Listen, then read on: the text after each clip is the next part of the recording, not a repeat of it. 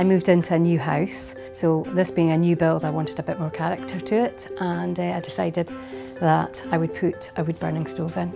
I toured around Inverness and went to quite a few people. Making sure that I got somebody who knew what they were doing was the most important thing for me. Great Glen stove ticked the right boxes. I didn't want to pay a massive amount of money, but I wanted to get people who knew what they were doing. It was quite a big job because this is a new house. It was central heating, so there was no localised fire area.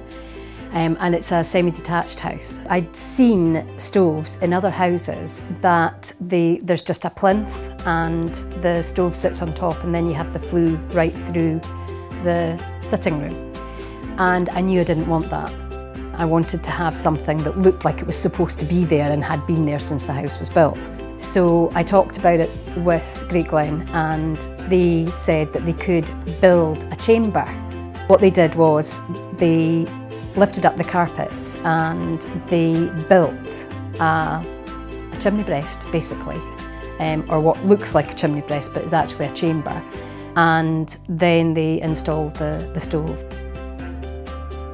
I looked at lots and lots of different types of models. Again, for me, money wasn't the most important thing because it's one of the more expensive ones, but it was the look that I got with it. It was a clean, not so fussy. It was very clear lines. It has a very open window, and that one you really get to see the fire. Out of all the stoves that I saw, and I saw many, it was the one that I liked the most.